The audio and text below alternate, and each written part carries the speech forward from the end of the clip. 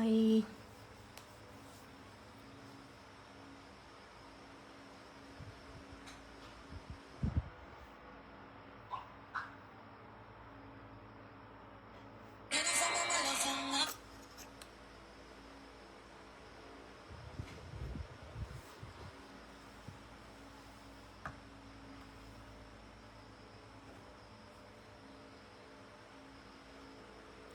ആരെങ്കിലും ലൈവിൽ ഉണ്ടോ?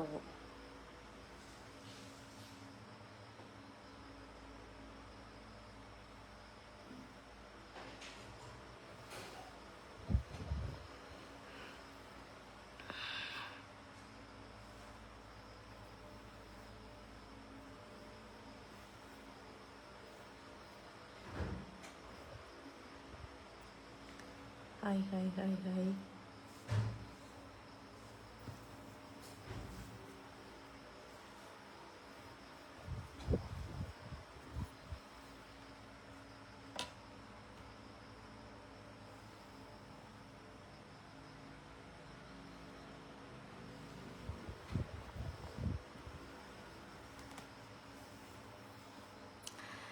അപ്പം ലൈവ് തുടങ്ങാല്ലേ? ആദ്യം തന്നെ എല്ലാവർക്കും ഓണാശംസകൾ പറയണോ നബിദിന ആശംസകൾ പറയണോ എന്ന് എനിക്കറിയില്ല. രണ്ട് പറഞ്ഞാലും എയറിൽ ഞാൻ കയറും എന്നുള്ളത് എനിക്ക് ഉറപ്പുള്ള കാര്യമാണ്. അപ്പം രണ്ടും അങ്ങ് പറഞ്ഞേക്കാം. എല്ലാവർക്കും നബിദിനത്തിൻ്റെയും ഓണത്തിൻ്റെയും ആശംസകൾ നേരുന്നു. അപ്പം നബിദിനായിട്ട് എവിടുന്നും ഒരു ഭക്ഷണം കാര്യങ്ങളൊന്നും കിട്ടില്ല. പൊതുവെ പള്ളിയിൽ നിന്ന് ഒരു 3-4 വർഷങ്ങൾക്ക് മുമ്പ് വരെ എല്ലാ വീട്ടിലേക്കും കിട്ടുന്നത് പോണം ഞങ്ങളുടെ വീട്ടിലേക്കും തരാറുണ്ടായിരുന്നു. പെരുന്നാളാണെങ്കിലും ഇപ്പം അറിഞ്ഞതുപോണം നമുക്ക് എല്ലാവർക്കും ഒരു മിനിറ്റ് എവിടെ പെരുന്നാൾക്കൊക്കെ വലിയ പെരുന്നാളിനൊക്കെ നമുക്ക് അവിടുന്ന് എന്തെങ്കിലും ഫുഡ് ഐറ്റംസ്, ഇനിയിപ്പം ചെറിയ പെരുന്നാൾ നോമ്പിൻ്റെ സമയത്താണെങ്കിലും ചിലരുടെയൊക്കെ വകയായിട്ട് കിറ്റും കാര്യങ്ങളൊക്കെ ഉണ്ടാവാറുണ്ട്. ഇതൊക്കെ ഒരു 2-3 വർഷങ്ങൾക്ക് മുമ്പ് വരെ എല്ലാ വീട്ടിലെ പോലെയും ഞങ്ങളുടെ വീട്ടിലും ഞങ്ങൾക്കും എത്തിക്കൊണ്ടിരുന്നതാണ് കേട്ടോ. പക്ഷെ ഇപ്പം എന്തോ പള്ളി കമ്മിറ്റിക്കാരോട് ഞങ്ങളെ മറന്നുപോയതായിരിക്കാം. മേ ബി ഇനി ഏതോ എനിക്കറിയില്ല.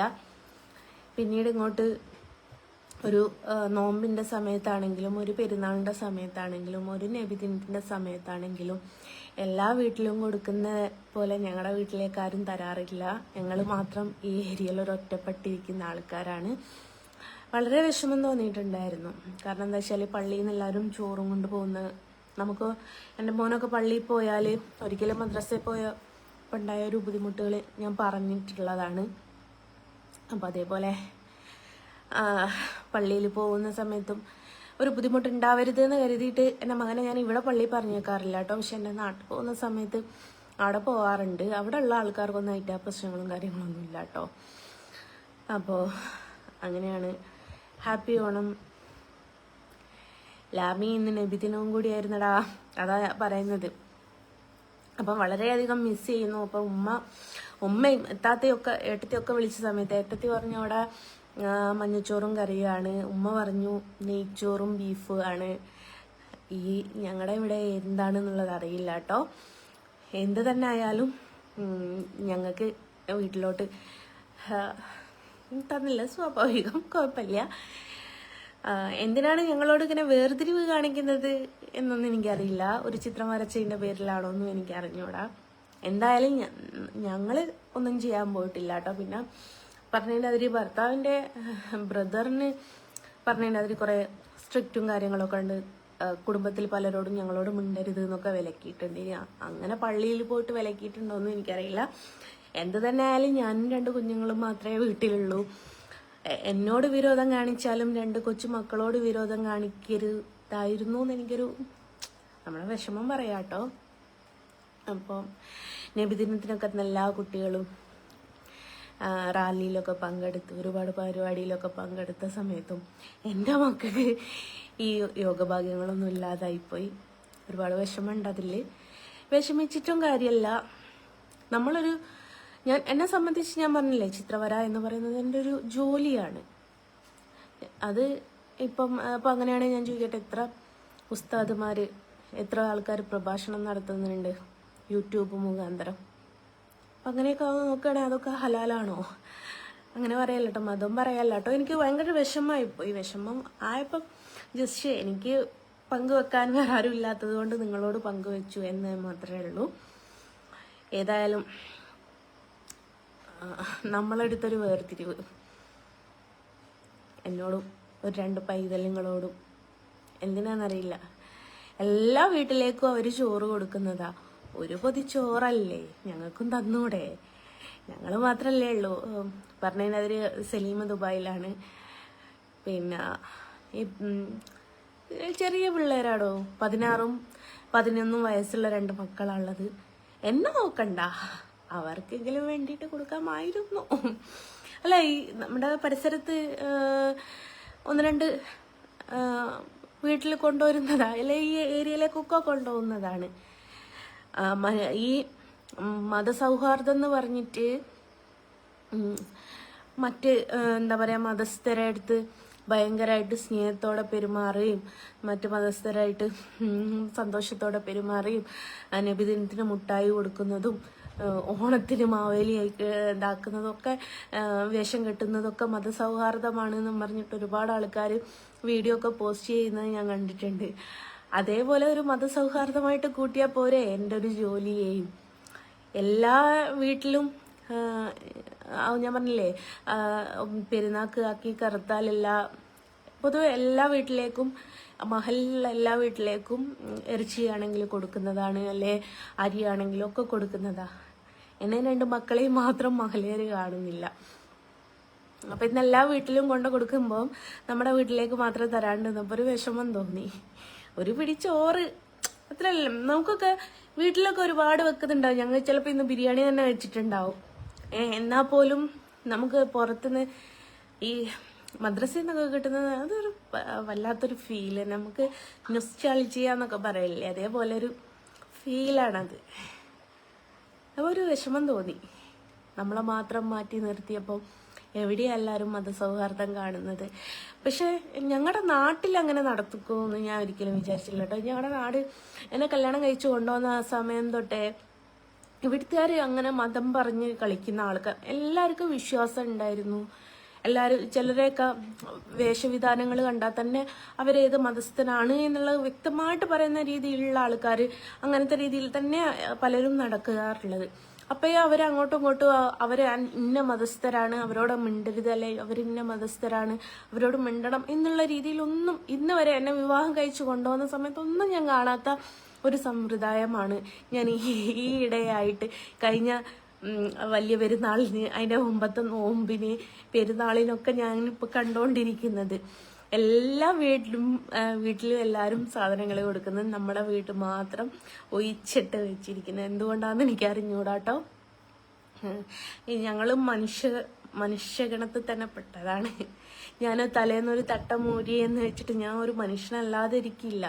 അങ്ങനെയാണെങ്കിൽ ഞാനൊരു കാര്യം ചോദിക്കട്ടെ, തട്ട മൂരിയതാണ് വിഷയമെങ്കിൽ ഞാൻ മതത്തിൽ നിന്ന് വിട്ടുപോയിട്ടോ മതത്തെ കുറ്റം പറയാൻ വന്നിട്ടോ ഒന്നുമില്ല. എന്നെ വിട്ടേക്കൂ, എൻ്റെ 2 കുഞ്ഞുങ്ങളെങ്കിലും നോക്കിക്കൂടായിരുന്നു എന്ന് മാത്രമേ ഞാൻ ചോദിച്ചിട്ടുള്ളൂ കേട്ടോ. അപ്പം ഈ നാട്ടിൽ അങ്ങനെ ഞാൻ പറഞ്ഞില്ല, എൻ്റെ ഭർത്താവ് ഒരു കമ്മ്യൂണിസ്റ്റുകാരനായിരുന്നു.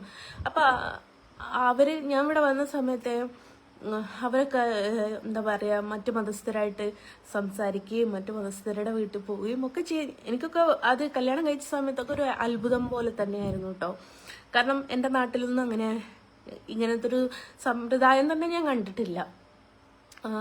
ഈ പറഞ്ഞതോണം ഞങ്ങളുടെ നാട്ടിൽ അങ്ങനെ ഓണത്തിനും വിഷുവിനൊക്കെ മറ്റു വീട്ടിൽ പോവുക അങ്ങനെയൊന്നും ഉണ്ടായിട്ടില്ല. വളരെ ചുരുക്കമായിട്ട് ഉണ്ട് എന്ന് തന്നെ പറയാം. എന്നുവെച്ചാൽ അടുത്തൊന്നും ഒരുപാട് മറ്റു മതസ്ഥരില്ല. ഈ മൊല്യമാരൊക്കെ എന്താ പറയാ, ഉസ്താദുമാർ നിങ്ങൾ കണ്ടിട്ടില്ലേ, മതസൗഹാർദ്ദം എന്ന് പറഞ്ഞ് ഓരോരോ കാര്യം പറയുമ്പം അഹിന്ദുക്കൾ അഹിന്ദുക്കൾ അഹിന്ദുക്കൾ എന്ന് എടുത്തു വെച്ച് പറയും. അതേപോലെ ഞാൻ ഒരിക്കലും പറയുന്നില്ല, അല്ല അമുസ്ലിങ്ങൾ എന്ന്, അഹിന്ദുക്കൾ സോറി അല്ല കേട്ടോ, അമുസ്ലിമുകൾ എന്നൊക്കെ പറയാറുണ്ടല്ലോ, അതേപോലെ ഞാൻ പറയുന്നില്ല. ഞാൻ മറ്റു മതസ്ഥരെന്ന് തന്നെ എടുത്തു വെച്ച് പറയാം. നമ്മൾ സ്വന്തം മതത്തിലല്ലെങ്കിൽ ബാക്കിയുള്ളവരും മറ്റു മതസ്ഥരായിട്ട്, അല്ലാതെ അവരെങ്ങനെ പേരെടുത്ത് വെച്ചിട്ട് ഹിന്ദു മതസ്ഥരെന്നോ ക്രിസ്ത്യൻ മതസ്ഥരെന്നോ ഒന്നും പറയേണ്ട ആവശ്യമില്ലല്ലോ. അപ്പം എൻ്റെയൊക്കെ നാട്ടിൽ ചെറുതിലെ തൊട്ട് ഞാൻ അങ്ങനെ മറ്റു മതസ്ഥരുടെ വീട്ടിൽ അങ്ങനെ ഭക്ഷണം കഴിച്ചിക്കോന്ന് ചോദിച്ചാൽ ചുരുക്കി കഴിച്ചിട്ടുള്ളൂ കേട്ടോ. വിരലിലുണ്ടാവുന്ന പ്രാവശ്യം മാത്രമേ കഴിച്ചിട്ടുള്ളൂ. ഞങ്ങളുടെയൊക്കെ അവിടെ മറ്റൊരു മതസ്ഥരുടെ വിവാഹം ഉണ്ടാവുക വെച്ചാൽ അങ്ങോട്ട് ഈ അവർക്കൊക്കെ ഭക്ഷണം കഴിക്കുന്നതിൽ എന്ന് വെച്ചാൽ മുസ്ലിം നാമധാരികളായിട്ടുള്ള ആൾക്കാർക്ക് ഭക്ഷണം കഴിക്കണമെങ്കിൽ അവർക്കൊരു ചെറിയൊരു വിമർശമുള്ള അല്ലെ എന്താ പറയുക ഒരു അതുള്ളത് കൊണ്ട് മുസ്ലിംസിനെയായിരുന്നു അവിടെ കുക്കിങ്ങിനൊക്കെ വിളിച്ചുകൊണ്ടിരുന്നത് എൻ്റെ നാട്ടിൽ കേട്ടോ. അപ്പോൾ അങ്ങനെയൊക്കെ കണ്ടു വളർന്ന ഞാൻ ഇവിടെ കൊയിലാണ്ടി കുറുവങ്ങാട് എത്തിയ സമയത്ത് വളരെ അത്ഭുതത്തോടുകൂടെ നോക്കി നിന്ന ഒരു നാടാണ്. എനിക്ക് ഞാൻ രംഗത്തേക്ക് ഇറങ്ങി ആദ്യമായിട്ട് എന്നെക്കുറിച്ച് ന്യൂസ് വന്ന സമയത്ത് ഒരു ഉസ്താദ് എന്ന് തന്നെ പറയാം, അവരെ പേരോ കാര്യങ്ങളോ ഒന്നും ഞാൻ ഇവിടെ അടുത്ത് വെച്ച് പറയാൻ താല്പര്യപ്പെടുന്നില്ല.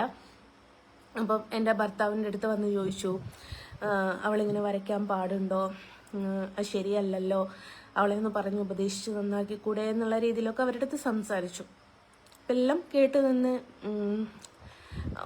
എൻ്റെ ഹസ്ബൻഡ് ഒന്നും തിരിച്ചു പറഞ്ഞില്ല, എല്ലാം കേട്ട് നിന്നു. എല്ലാം കഴിഞ്ഞു ഓക്കെ എന്ന് പറഞ്ഞ സമയത്ത് ഉസ്താദിനോട് തിരിച്ചു ചോദിച്ചു, ഉസ്താദെ ഒരു 500 രൂപ ഉണ്ടോ കയ്യിലെടുക്കാൻ? അല്ലോ എൻ്റെ മോനെ, എൻ്റെ കയ്യിൽ ഒരു പൈസ ഇല്ലല്ലോ എന്ന് പറഞ്ഞു. അപ്പോൾ എടുത്തമ്മയ്ക്ക് എൻ്റെ ഭർത്താവ് പറഞ്ഞു, ഇതാണ് ഉസ്താദേ, ഞങ്ങൾക്ക് എന്തെങ്കിലും ഒരു ആവശ്യം വന്നാൽ ഞങ്ങളെ സഹായിക്കാൻ ആരുമില്ല. അപ്പം അവളൊരു ജോലിയാണ് ചെയ്യുന്നത്, ആ ജോലിയായിട്ട് അവൾ മുന്നോട്ട് പോകുന്നതല്ലേ എന്തുകൊണ്ടും നല്ലത് എന്ന് ചോദിച്ചു. അപ്പോൾ ആ ഉസ്താദ് പറഞ്ഞൊരു കാര്യമുണ്ട്, അതെ അങ്ങനെ തന്നെ മുന്നോട്ട് പോകുന്നത് തന്നെയാണ് നല്ലത് എന്നുള്ളത് പറഞ്ഞു. അപ്പോൾ അങ്ങനെയാണ്. അപ്പോൾ അങ്ങനെ നിന്നിട്ടുള്ളൊരു നാട്ടിൽ നിന്ന് നമ്മുടെ വീടിനെ മാത്രം ഒഴിവാക്കി എന്നെ 2 മക്കളെയും മാത്രം ഒഴിവാക്കിങ്ങാണ് ഭയങ്കര വിഷമമായി പോയി കേട്ടോ. ചിലർക്കത് സന്തോഷമായിരിക്കും. എന്താന്ന് എടുത്തു നോക്ക്, വാട്സപ്പിൽ അങ്ങോട്ട് വിളിച്ചു നോക്ക്, അവിടെ പോയി. അപ്പം അങ്ങനെയാണ്, പിന്നെ പറഞ്ഞിട്ട് കാര്യമില്ലല്ലോ അല്ലേ. ഉള്ളിൻ്റെ അകത്ത് എന്തോ ഒരു വിഷമം. ഞാൻ പറഞ്ഞല്ലോ, എല്ലാവരും നബിദിനം ആഘോഷിച്ച് ഈ നമ്മുടെ വീടിൻ്റെ അടുത്തൊക്കെ ആഘോഷിച്ച് എല്ലാവരും എന്താ മോനെ ഏതാന്നോ അതാന്ന് എടുത്തിട്ട് മോളെ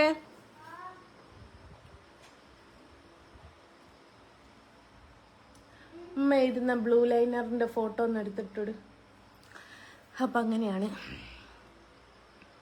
വിഷമം സങ്കടം ഗൈസ്, ആരോടും പറയാനില്ലല്ലോ.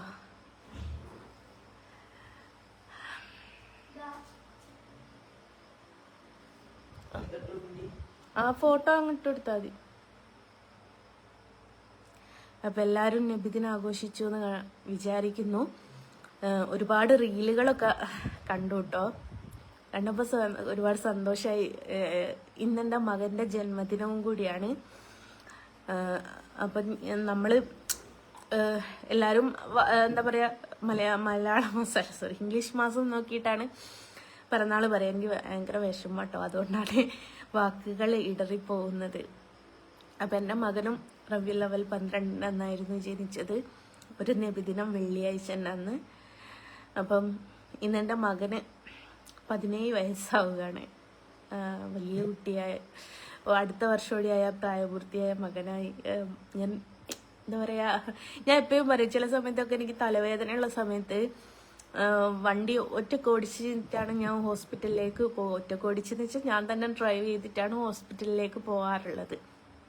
അപ്പോൾ ഇതിനു മുമ്പേ ഒരു 2-3 വർഷങ്ങൾക്ക് മുമ്പേ എനിക്കിവിടെ ഒരു ഡോക്ടർ ഉണ്ട്. ഞാൻ പറഞ്ഞില്ലേ, ഞങ്ങളുടെ നാടിനെ ഞാൻ ഒരിക്കലും ഇങ്ങനെ കണ്ടിട്ടില്ലായിരുന്നു. ഇതിനു മുമ്പൊരിക്കൽ ഒരു എന്താ പറയാ, അമ്പലത്തില് സപ്താഹയജ്ഞത്തിന് ഉസ്താദുമാര് പോയിട്ട് ഭയങ്കര വിവാദമായിട്ടുള്ള അതിന്റെ പേരിലാണ് ഒരുപാട് മുസ്ലിംസ് എന്റെ നേർക്ക് തിരിഞ്ഞത് കേട്ടോ. പിന്നെ സപ്താഹയജ്ഞത്തിന് ഉച്ചക്ക് ഭക്ഷണം കഴിക്കാനും പള്ളിയിലെ ഉസ്താദുമാര് പോയിട്ട് ഭയങ്കര റീല് ഭയങ്കര കത്തിക്കേറിയ. അപ്പൊ ഞാൻ ഒരു വീഡിയോ ചെയ്ത് പോസ്റ്റ് ചെയ്തു. ഇതേ മദ്രസയിലുള്ള ഇതേ ഉസ്താദുമാരാണ് കൃഷ്ണനെ വരയ്ക്കുന്നത് എന്ന് പറഞ്ഞ് അതിന്റെ പേരിൽ എൻ്റെ മക്കളെ മദ്രസയിൽ നിന്നും പുറത്താക്കിയത് എന്ന് പറഞ്ഞിട്ടുണ്ടായിരുന്നു. ആ സത്യത്തെ തുറന്ന് പറഞ്ഞ് അന്ന് തുടങ്ങിക്ക് എനിക്ക് വല്ലാതെ തന്നെ ടോർച്ചർ ചെയ്യൽ, പല രീതിയിൽ പല ഭാവത്തിൽ പല രൂപത്തിൽ യൂട്യൂബിൽ കൂടി വന്നിട്ട് എന്നെ വേട്ടയാടി തുടങ്ങിയിട്ടുണ്ട്. അപ്പോൾ വർഷങ്ങൾക്ക് മുമ്പേ ഇവിടെ ഞങ്ങൾക്കൊരു ഡോക്ടറുണ്ട്, പീഡിയാട്രിയാണ്, ജനറൽ മെഡിസിൻ നോക്കാണ്, സ്വപ്ന ഡോക്ടർ എന്ന് പറയും. ഞങ്ങളുടെ നാടിൻ്റെ അഭിമാനം തന്നെയാണ് ആ ഡോക്ടർ. ആ ഡോക്ടറെ അടുത്ത് ഒരിക്കൽ വയ്യാതെ ഞാൻ ചെന്ന സമയത്ത് എന്നോട് പറഞ്ഞു, മോനെ എത്ര വയസ്സായി എന്ന് ചോദിച്ചു. അന്ന് 14 വയസ്സങ്ങാണ്ടായിരുന്നു. 4 കൊല്ലം കൂടിയല്ലേ ഉള്ളൂ, നീ ഇങ്ങനെ കഷ്ടപ്പെടേണ്ടുള്ളൂ, പിന്നെ മകൻ കൊണ്ടുവരൂലേ നിന്നെന്ന് ചോദിച്ചു. അപ്പൊ ആ ഒരു നിമിഷമാണ് ഞാൻ ഈ ഒരൊറ്റ നിമിഷത്തിൽ ഞാൻ ഓർക്കുന്നത്.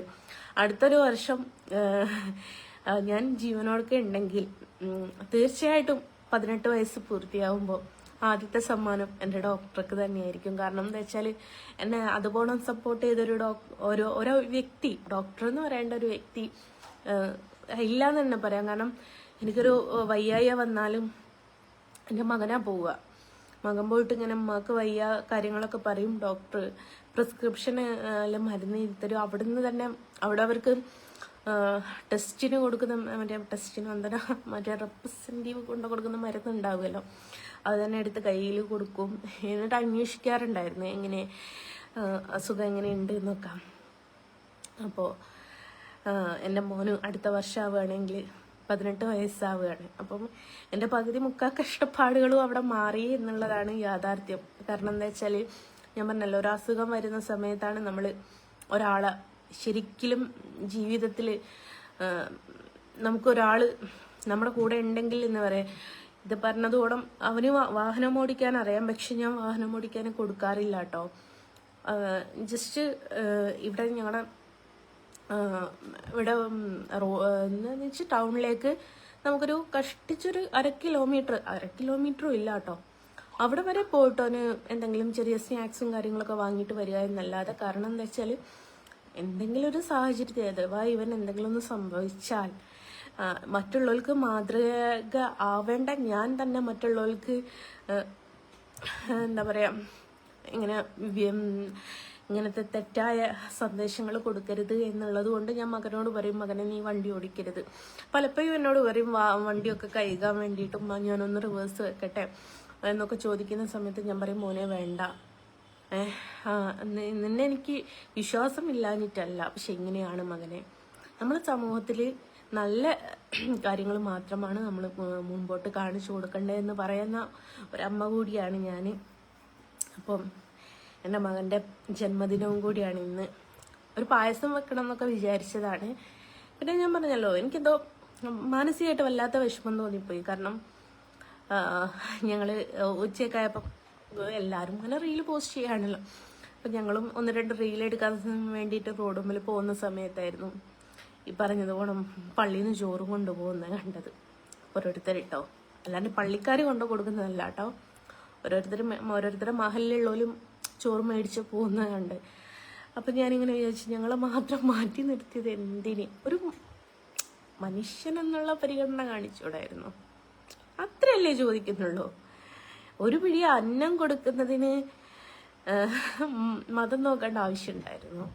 അവർ നേരെ മറിച്ച് വേറെ ആരെങ്കിലും അവരുടെ മുമ്പിൽ ചെല്ലുകയാണെങ്കിൽ അവർ സന്തോഷത്തോടെ എന്താ പറയുക ആഹ്ലാദത്തോടെ കൊടുക്കുമായിരുന്നല്ലോ. എന്തുകൊണ്ട് ഞങ്ങളെ മാത്രം മാറ്റി നിർത്തി?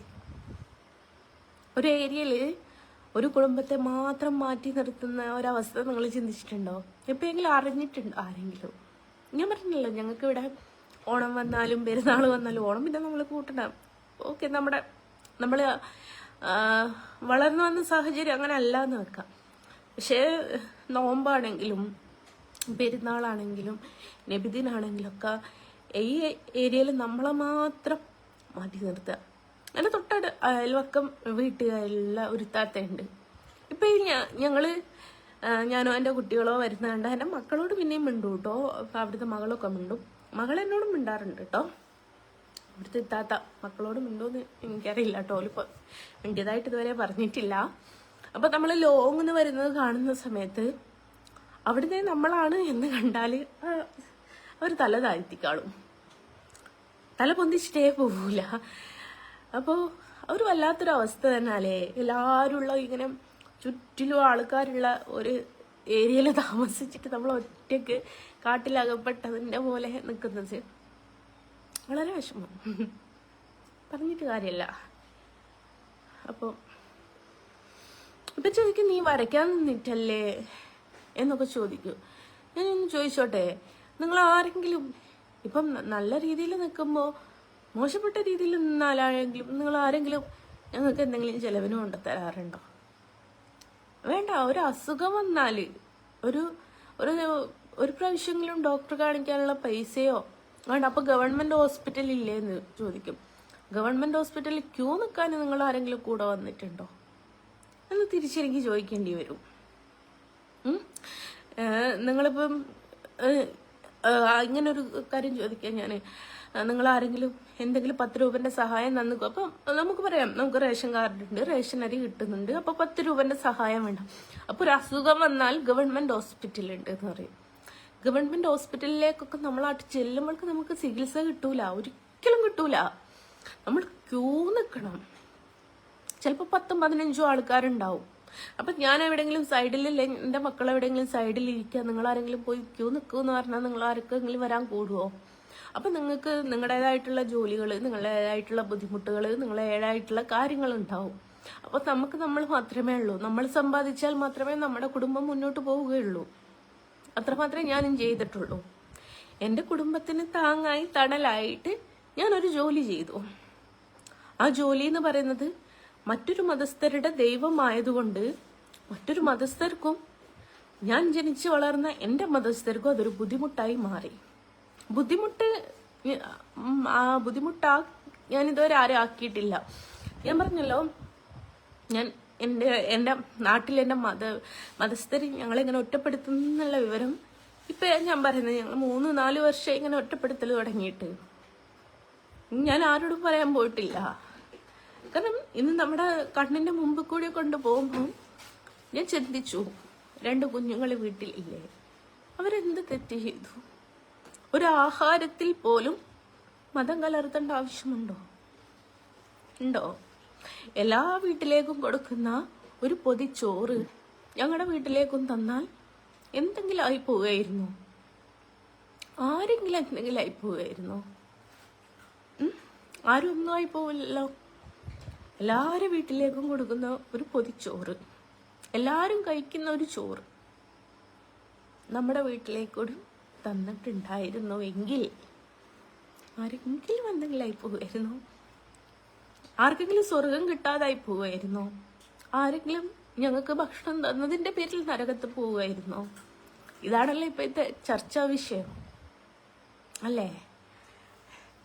അപ്പം വിഷമം തോന്നിയത് കൊണ്ട് മാത്രം പറഞ്ഞു എന്നേ ഉള്ളൂ. ഭക്ഷണമാണ്, നമുക്കൊക്കെ ഉണ്ടാക്കാം, കഴിക്കാം, ഒക്കെ സുഖം. എന്നെയൊക്കെ ഒരുപാട് ആൾക്കാർ സഹായിക്കാറുണ്ട്. എനിക്കൊരു പരിചയവും ഇല്ല, ഞാൻ ജീവിതത്തിൽ നേരിട്ട് കണ്ടിട്ട് പോലും ഇല്ലാത്ത സൗഹൃദങ്ങൾ എന്നും പറയണ്ട, എന്നോട് പറയും കൂടപ്പിറപ്പുകൾ എന്നാ. അങ്ങനെ കുറേ ആൾക്കാർ ഇപ്പം എൻ്റെ മക്കളുടെ പിറന്നാളായ സമ്മാനങ്ങൾ വാങ്ങിക്കൊടുക്കാറുണ്ട്, എൻ്റെ പിറന്നാളായ സമ്മാനങ്ങൾ മേടിക്കാറുണ്ട്, അങ്ങനെയൊക്കെ നമ്മളെ സഹായിക്കാറുണ്ട്.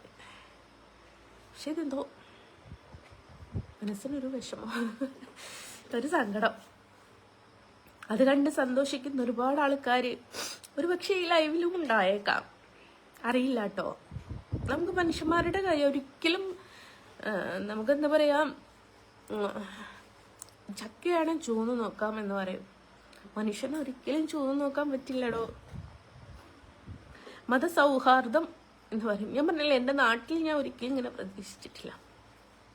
ഭയങ്കര കമ്മ്യൂണിസം പറയുന്ന ആൾക്കാരായിരുന്നു ഞങ്ങളുടെ നാട്ടിലുള്ളത്. ജാതിയല്ല മതമല്ല മനുഷ്യനാണ് വരുത് എന്നും പറഞ്ഞിട്ട് ഭയങ്കര കമ്മ്യൂണിസം പറയുന്ന ആൾക്കാരായിരുന്നു അവര്. പറഞ്ഞു പോണം, ഏത് പാർട്ടി ആയാലും എങ്ങനെ നിൽക്കുകയാണെങ്കിലും അവർക്കും സ്വന്തമായിട്ടുള്ള വ്യക്തിപരമായിട്ടുള്ള മതവും എല്ലാം അവർക്കും ഉണ്ടായിട്ട് അവരത് മുമ്പോട്ട് വെച്ചിട്ടുണ്ടാവും പോലെ. പക്ഷെ ഇത്രയും ആൾക്കാർ ഇത്രയും ഒക്കെ ഉള്ള ഇടത്തുനിന്ന് സലീമിന്റെ പോലെ മാത്രം എന്ത് മാറ്റി നിർത്തിയെന്ന് ചോദിക്കാനും ഒരാളും ഉണ്ടായിട്ടില്ല. ഇന്നുവരെ ഉണ്ടായിട്ടില്ല കേട്ടോ. ഒരു പക്ഷേ എൻ്റെ ഇക്കാക്ക നാട്ടിലുണ്ടായിരുന്നെങ്കിൽ ഇക്കാക്കനോടുള്ള ആ ചെറുതിലെ തൊട്ടിട്ടുള്ള ഒരു ഇമോഷണൽ ആ ഒരു സെന്റിമെന്റ്സിന്റെ പുറത്ത് ചിലപ്പം ഞങ്ങൾക്ക് തന്നേക്കാം, എനിക്കറിയില്ല. ഇതിപ്പോ എൻ്റെ കാക്കയും കൂടി നാട്ടിലില്ലാത്തത് കൊണ്ട് ആയിരിക്കാം, അറിയില്ല. എന്ത് തന്നെ ആയാലും ഞാൻ സലീമിന്റെ ഭാര്യ ആവാതെയും സലീമിന്റെ കുട്ടികൾ അതല്ലാതെയും സലീമിന്റെ മഹലി അല്ലാതെയുമായി പോകില്ലല്ലോ. അതില്ലല്ലോ. സലീം നാട്ടിലില്ലെങ്കിൽ പോലും സലീമിന്റെ വീട് ഇതല്ലാതായി പോകില്ലല്ലോ, സലീമിന്റെ മഹൽ ഇതല്ലാതായി പോകില്ലല്ലോ, സലീമിന്റെ ഭാര്യ ഇതല്ലാതായി പോകില്ലല്ലോ. ഞാൻ പലപ്പോഴും ഞാൻ പറഞ്ഞിട്ടുണ്ട്, ഞാൻ തട്ടം ഉപേക്ഷിച്ചൊരു വ്യക്തിയാണ്. അപ്പോഴും ഞാൻ പറഞ്ഞിട്ട് ഞാൻ എൻ്റെ മതമോ എൻ്റെ വിശ്വാസമോ ഞാൻ ഉപേക്ഷിച്ചിട്ടില്ല. അതെന്റെ മനസ്സിലാണ്. ഞാൻ ഏത് ദൈവത്തെ വിളിക്കുന്നോ, ഞാൻ ഏത് ദൈവത്തെ ആരാധിക്കുന്നോ, ഞാൻ ഏത് ദൈവവിശ്വാസിയായി ജീവിക്കുന്നു എന്നുള്ള എൻ്റെ മനസ്സിലാണ്, പുറമേ അല്ല. പുറമെ ഞാനിപ്പോൾ നിങ്ങളെ മുമ്പിൽ ഹിജാബ് ഇട്ട് വന്നിരുന്ന് സംസാരിച്ചിട്ട് കാര്യമല്ല. എൻ്റെ ഉള്ളിൻ്റെ ഉള്ളിൽ എന്താണോ അത് ഹൃദയത്തിലേക്കാണ് ദൈവം നോക്കാന്ന് കേട്ടിട്ടുണ്ടോ? ഈ പറഞ്ഞ പോലെ ഈ നായ് ഹറാമ എന്ന് പറഞ്ഞ് നടക്കുന്ന കുറേ ആൾക്കാരില്ലായിരുന്നോ? അവര് തന്നെ പറയുന്നൊരു കഥയുണ്ടായിരുന്നു. ഒരു ആള് ഫുള്ള് എന്താ പറയാ 5 വക്ത് നിസ്കരിച്ച് നടക്കുന്ന ഒരു വ്യക്തിയും റോഡില് വയ്യാതെ കിടക്കുന്ന ഒരു നായ്ക്ക് വെള്ളം കൊടുത്തൊരു വ്യക്തിയും, അതിൽ സ്വർഗത്ത് പോയത് നായ്ക്ക് വെള്ളം കൊടുത്ത വ്യക്തിയാണ് പോലും. ഇപ്പഴത്തെ ഇയാള് ഇങ്ങനെ ഹറാമെന്ന് പറഞ്ഞുകൊണ്ട് നടന്നതാ. അപ്പുറത്ത് നായ്ക്ക് വെള്ളം കൊടുത്ത വ്യക്തിയാ സ്വർഗത്ത് പോയത്. അതാണ് ദൈവം നമ്മുടെ ഹൃദയത്തിലേക്കാണ് നോക്കുക. നായ ഒരിക്കലും ഹറാമല്ല. പക്ഷെ ഞാൻ സഹിതം എന്നെ സഹിതം പറഞ്ഞു പഠിപ്പിച്ചത് അങ്ങനെയാണ്. എൻ്റെ വീട്ടിൽ ഇപ്പയും നായനെ തൊടാൻ സമ്മതിക്കൂലോ. ഞാൻ ഇന്നുവരെ നായനെ തൊട്ടിട്ടില്ല. ചില കുഞ്ഞു പട്ടിക്കുട്ടികളെ പോകുന്ന കാണുമ്പോൾ ഒന്ന് കയ്യിലെടുക്കാൻ തോന്നുന്നു. എൻ്റെ മോളുടെ ഏറ്റവും വലിയൊരു ആഗ്രഹമാണ് ഒരു നായക്കുട്ടീനെ കയ്യിലെടുത്ത് പിടിക്കുക എന്നുള്ളത്. എനിക്ക് നായനെ എടുക്കാൻ ഭയന്നിട്ടൊന്നുമല്ല, ഉമ്മാക്ക് കൊടുത്തൊരു വാക്ക് ഉമ്മാനെ പേടിച്ചിട്ടാ. ഞാൻ കാരണം എനിക്ക് ജന്മം തന്ന ആൾക്കാർ വേദനിക്കരുത് എന്ന് കരുതിയിട്ടാണ്. പല നായികളെയും കാണുമ്പോൾ ഞാൻ വിചാരിക്കും ഒന്ന് കൊഞ്ചിച്ചാലോ എന്ന് ഞാൻ ചിന്തിക്കാറുണ്ട്. ഞാൻ പല സ്ഥലങ്ങളിലും ഫോട്ടോ കൊടുക്കാൻ പോകുന്ന സമയത്ത് അവിടെ നായ ഉണ്ടാവാറുണ്ട്. ചിലത് കുഞ്ഞു മക്കളെ കാണുമ്പോൾ അതുങ്ങളെ എടുക്കാനും തോന്നാറുണ്ട്. അപ്പോഴും ഞാൻ ചിന്തിക്കലെന്തെന്നറിയോ, എനിക്ക് നായിനെടുത്ത് ഞാൻ കൈ കഴിക്കാൻ മതി. പക്ഷേ എൻ്റെ ഉമ്മ അതോർത്ത് സങ്കടപ്പെടും. ഉമ്മയൊക്കെ വീട്ടിലൊക്കെ നായി കയറി കേട്ടാല് കണ്ടാല് മണ്ണൊക്കെ കലക്കി വെള്ളമൊഴിച്ച് കഴുകുന്ന ഉമ്മയാണ്. ആ ഉമ്മാന്റെ മോള് ഒരു നായിനെ തൊട്ടെന്ന് കാണുമ്പോൾ ആ മനസ്സ് പെടയും. ഹാർട്ട് പേഷ്യൻ്റ് ആണ്. അപ്പൊ അതിനെ വിഷമിപ്പിക്കണ്ട എന്നുള്ളത് കൊണ്ട് മാത്രമാണ് ഞാനൊക്കെ നായിനെ തൊടാതിരിക്കുന്നത്. എന്നാലും എന്തെങ്കിലും ഒരു ആപത്ത് ഘട്ടത്തിൽ ഏതെങ്കിലും ഒരു മൃഗങ്ങൾ കണ്ട ഞാൻ സഹായിക്കാറുണ്ട്. ഈ കഴിഞ്ഞ ദിവസം ഞങ്ങള് നമ്മുടെ പൂക്കൃഷി കാണാൻ വേണ്ടിയിട്ട് ഗുണ്ടിൽപേട്ട പോയ സമയത്ത് അവിടെ ഒരു കുളത്തില് നായി വീണ് കിടക്കുന്നുണ്ടപ്പം ഇവർക്കൊക്കെ ഈ കയറിട്ട് കൊടുത്തിട്ടും കിട്ടുന്നില്ല. അല്ല വടിയിട്ട് കൊടുക്കുക, അതിന് പിടിക്കാൻ പറ്റുന്നില്ല, വിറക്കുകയും ചെയ്യാം.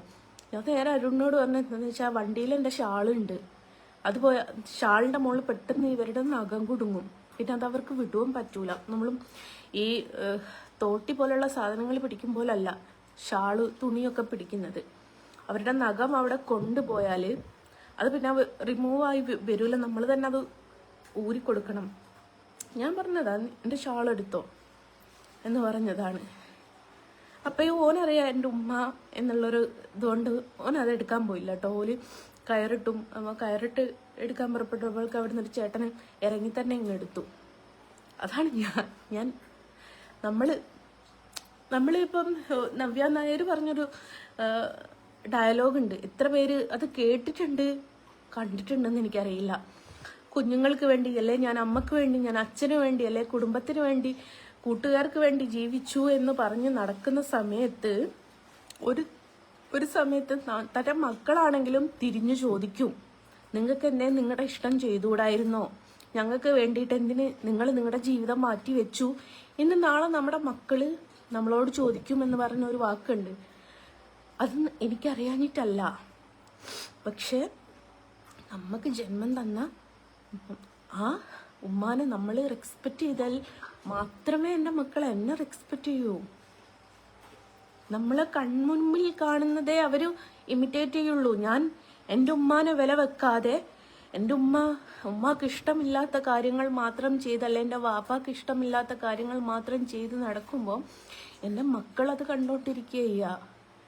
അപ്പം എൻ്റെ ഉമ്മാക്ക് ചെയ്യാമല്ലോ, പിന്നെന്തേ ഞങ്ങൾക്ക് ചെയ്തൂടെ? അവർ പതിയെ അവരവരുടെ ഉമ്മാക്ക് ഇഷ്ടമില്ലെങ്കിലും അവരും ചെയ്തു തുടങ്ങും ഓരോരോ കാര്യങ്ങൾ. അപ്പോൾ ഞാൻ പലതിനെയും ഇപ്പം ഇതിനു മുമ്പ് ഒരാൾ എന്നോട് ചോദിച്ചു, നിനക്ക് പേര് മാറ്റിക്കൂടെ? ഞാൻ അപ്പോൾ അയാളോട് തന്നെ കിട്ടോ, നീ വന്ന് ഗസറ്റിൽ എല്ലാത്തിലും മാറ്റിയാൽ ഞാനങ്ങ് മാറ്റിക്കോളാന്ന് പറഞ്ഞു. അല്ലെങ്കിൽ നിനക്ക് മതം മാറിക്കൂടെ? ഞാൻ മതം മാറാതിരിക്കുക. ഞാൻ എൻ്റെ മാതാപിതാക്കൾ ജീവിച്ചിരിക്കുന്നിടത്തോളം കാലം ഞാൻ ഒരു മുസ്ലിം നാമധാരിയായിട്ട് മജീദിൻ്റെ മകളായിട്ടും സോഫിയയുടെ മകളായിട്ടും തന്നെ അറിയപ്പെടും. അവർ മരണപ്പെട്ടതിന് ശേഷം ഏത് മതം സ്വീകരിക്കണം എന്നുള്ളത് എൻ്റെ ഇഷ്ടമാണ്. ചിലപ്പോൾ അത് ഞാൻ ഇസ്ലാം മതത്തിൽ മുന്നോട്ട് പോകും. അപ്പം നിങ്ങൾ ചോദിക്കും, നീ തട്ടം ഉപേക്ഷിച്ചു. അപ്പോഴും ഞാൻ പറഞ്ഞു, ഞാൻ തട്ടമേ ഉപേക്ഷിച്ചിട്ടുള്ളൂ, മതം ഉപേക്ഷിച്ചിട്ടില്ല, വിശ്വാസം ഉപേക്ഷിച്ചിട്ടില്ല. എന്നെ ഒരു ഹിജാബിൻ്റെ പേരിൽ എന്നെ ഒരുപാട് ടോർച്ചർ ചെയ്തിട്ടുണ്ട്. പല സ്ഥലങ്ങളിൽ നിന്നും എൻ്റെ ലൈഫ് തന്നെ അവിടെ പോയിട്ടുണ്ട് ഒരു ഹിജാബിൻ്റെ പേരിൽ. ഞാൻ ആ ഹിജാബിനെ തന്നെ വെറുത്തു പോയ ഒരാളാണ്. അത്രയ്ക്ക് ഞാൻ അനുഭവിച്ചിട്ടുണ്ട്. ഞാൻ മാത്രമല്ല, എൻ്റെ കുഞ്ഞുങ്ങളും ഒരു തട്ടമിട്ടതിൻ്റെ പേരിൽ. അതുകൊണ്ട് മാത്രമാണ് നമ്മളിപ്പം നമ്മുടെ സമൂഹം നമ്മളെ എങ്ങനെ ട്രീറ്റ് ചെയ്യുന്ന അതേപോലെയാണ് നമ്മൾ ജീവിതവും മുന്നോട്ട് പോവുക. ഞാൻ പറഞ്ഞില്ലേ, ഇന്നത്തെ ഒരു കാര്യം തന്നെ ഞാൻ പറഞ്ഞില്ലേ, ഈ എല്ലായിടത്തെ വീട്ടിലും നബിദിനത്തിന് ചോറെത്തി, ഞങ്ങളുടെ വീട്ടിൽ മാത്രം എത്തിയിട്ടില്ല. തരാഞ്ഞിട്ടെന്നാ, അല്ലാതെ മറന്നുപോയതല്ല കേട്ടോ. ഈ കൊല്ലാണേ നമുക്ക് മറന്നുപോയി നിൽക്കാം, കഴിഞ്ഞ കൊല്ലാണേ മറന്നുപോയി നിൽക്കാം, അതിൻ്റെ മുമ്പത്തെ കൊല്ലാണേ മറന്നുപോയി നിൽക്കാം. എല്ലാം മറന്നു എന്ന് വിചാരിക്കല്ലേ നമുക്ക്. സ്വയം എല്ലാം മറന്നതുപോലെ നടിക്കല്ലേ നമുക്ക്. എനിക്കതിനെ പറ്റുള്ളൂ. അപ്പം അങ്ങനെയാണ് നബിദിനത്തിൻ്റെ കുട്ടിക്കാലത്തൊക്കെ എനിക്ക് ഒരുപാട് ഓർമ്മകളുണ്ട്. എൻ്റെ മക്കൾക്കിട്ട് അതും ഇല്ല, മദ്രസയെ കയറ്റാത്തത് കൊണ്ട്. മദ്രസയിൽ അവരെ കയറ്റൂല, ഞാൻ കൃഷ്ണനെ വരയ്ക്കുന്നു എന്നതിൻ്റെ പേരിൽ. ഒന്ന് ചിന്തിച്ചു നോക്കിയേ, ഇതിലെ കാണുന്ന കുറേ മുസ്ലിം നാമധാരികൾ ഉണ്ടാവും. നിങ്ങളുടെ കുട്ടിക്കാലത്ത് ഇന്നൊക്കെ എന്താ ഒരു കോമഡി കണ്ടിക്ക്, 20 കിലോൻ്റെ ചാക്കും കൊണ്ടിട്ടാ സാധനം മേടിക്കാൻ പോകുന്നതാണ്. ഞാനൊക്കെ 2 കവർ ഇങ്ങനെ ചുരുട്ടി അങ്ങോട്ട് പോകുമ്പോൾ ഭയങ്കര ഷെയ്മാ, ആരെയും കാണില്ല ഈ കവറ്. എന്നിട്ട് കയ്യിൽ ചുരുട്ടി ഇങ്ങനെ പിടിക്കും. അപ്പം പിന്നെ ഓരോരോ സ്ഥലത്ത് സാധനം കിട്ടൽ തുടങ്ങും. ഇന്നല്ലേടോ ഫ്രൂട്ടിയൊക്കെ കൊടുക്കൽ തുടങ്ങിയ, ഐസ്ക്രീം എന്തൊക്കെ കൊടുക്കും. നമുക്കൊക്കെ അന്നൊരു എക്ലെയർ, ഡയറി മിൽക്ക് അല്ല മറ്റേ കോപ്പിക്കോ എന്തോന്ന് പറയല്ലേ, അങ്ങനെ 50 പൈസ 25 പൈസ ആ മുട്ടായി. എനിക്ക് തോന്നുന്നു ഏതെങ്കിലും ഒരു വീട്ടിൽ പായസം, അല്ലെ മദ്രസയിലൊരു പായസം, ഒരു 10-25 മുട്ടായി മാക്സിമം കിട്ടാറുണ്ടായിരുന്നു. അതല്ല അപ്പുറം കുഞ്ഞു മുട്ടായികൾ. അന്നൊക്കെ ഈ 2 രൂപ നമ്മൾ മഞ്ച് പോലത്തെ സാധനങ്ങളൊക്കെ ഉണ്ടായിരുന്നു. അതൊക്കെ കിട്ടുകയാണ് എൻ്റെ പൊന്നോ. അത് കഴിഞ്ഞ് മദ്രസയിൽ പരിപാടി ഉണ്ടാവും. പെണ്ണുങ്ങൾക്കൊരു പരിപാടി ഉണ്ടാവില്ല കേട്ടോ. എനിക്ക് ഒരുപാട് പ്രാവശ്യം പഠനത്തിൽ മുൻപന്തിയിൽ നിന്നിട്ട് സമ്മാനം കിട്ടിയ ഒരാളാണ് ഞാൻ മദ്രസ വിദ്യാഭ്യാസത്തിൽ. എന്താക്കാൻ, അതൊക്കെ ഒരു കാലം. ഇസ്ലാം മതത്തെ പറ്റില്ല ചോറ് കിട്ടാത്തതിൽ ലൈവ്. എടാ മുഹമ്മദെ, ഞാനൊരു കാര്യം ചോദിക്കട്ടെ. മുഹമ്മദെ, നിങ്ങളൊക്കെ മതം പറഞ്ഞ് നടക്കുന്നുണ്ടല്ലോ. ഒരു എല്ലാവരും കൂടി നിൽക്കുന്ന ഒരു സ്ഥലത്ത് എല്ലാവർക്കും കൊടുക്കുമ്പോൾ ഒരാളെ മാത്രം മാറ്റി നിർത്തുമ്പോൾ നിനക്കൊക്കെ വിഷമം ഉണ്ടാവും. എന്നിട്ട് നിങ്ങളൊക്കെ പറയും മതസൗഹാർദ്ദം. ഇപ്പം കണ്ടില്ലേ, ഇതാണ് ഈ ലോകം. അവനൊക്കെ അവിടെയും മതത്തിനെ ആ കൂട്ടി. ഇവർക്കൊക്കെ ഇതാ വിഷയം. ഇസ്ലാം മതത്തിനെ പറ്റൂല, പക്ഷെ ചോറ് കിട്ടാത്തതിൽ ലൈവ്. തമ്പ്ലൈന് സൂപ്പറാ, അതിനെ മുമ്പോട്ട് പോയിക്കോട്ടെ. ഇതിനിപ്പം ഒരുപാട് യൂട്യൂബർമാരുടെ ഒരു കണ്ടന്റാണ്. അവരെടുത്തിട്ടെ, അവർക്കതിനല്ലേ പറ്റുള്ളൂ. ഞാൻ പറഞ്ഞല്ലോ, ഒരുപാട് പല പല പല രീതിയിൽ എന്നെ ഉപദ്രവിച്ചിട്ടുണ്ട്. ഇനിയും ആ ഉപദ്രവം മുന്നോട്ട് തുടരുമെന്നും എനിക്കറിയാം. അതിലും എനിക്ക് വിരോധമല്ല. നമ്മളെ കൊണ്ട് അതേ പറ്റുള്ളൂ.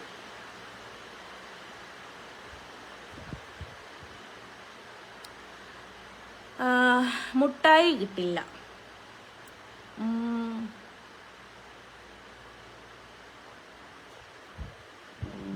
ഓൻ്റെ ഇതുണ്ടല്ലോ, ഷാഫി, മുഹമ്മദ് ഷാഫി, ഓൻ്റെ ID, ഓൻ്റെ ഫോട്ടോ സഹിതം ഈ കമൻറ്റ് സഹിതം ഞാൻ വെച്ച് വേറെ വീഡിയോ ചെയ്യുന്നുണ്ട്. ഇവനൊക്കെയാണ് മതം തലക്ക് പിടിച്ചിട്ടുള്ള ആൾ. ഇപ്പം തന്നെ പച്ച മലയാളത്തിൽ വന്നിട്ട് മുട്ടായി കിട്ടൂല, ഓൻ്റെ അതിന് ഓൾക്ക് കുഴപ്പമില്ല. ഓൻ്റെ ഫോട്ടോ ഉണ്ട്, പ്രൊഫൈൽ ഫോട്ടോ സഹിതമുണ്ട്. അത് നമുക്കെടുത്ത് പബ്ലിക്കിൻ്റെ മുമ്പിലേക്ക് കാണിച്ചു കൊടുക്കാം. അവനുണ്ടല്ലോ വീടും വീട്ടുകാരും ഉമ്മയും പാപ്പയും പെങ്ങളും മക്കളും ഒക്കെ. അവരൊന്ന് കാണട്ടേന്നേ, അത്രേ ഉള്ളൂ. അപ്പം ഇവർ പറഞ്ഞോണം മതം പറ്റൂല, പക്ഷെ ചോറ് പറ്റും. ആ ചോറിൻ്റെ കഥയുമായിട്ട് ഒരുപാട് നീണ്ടുപോയി. അപ്പം ഇനി പിന്നൊരു ലൈവിൽ വരാം. ഏതായാലും എന്നെ കൂട്ടാതെ നാട്ടുകാർ ആഘോഷിച്ച നബിദിനാശംസകൾ പറഞ്ഞുകൊണ്ട് ഞാൻ ബൈ പറയാണ്. അപ്പോൾ നാളെ വേറൊരു ലൈവിൽ വരുന്നുണ്ട്. അതുവരെ വീണ്ടും സന്ധിക്കും വരെ വണക്കം. അപ്പോൾ എല്ലാവരോടും ബൈ.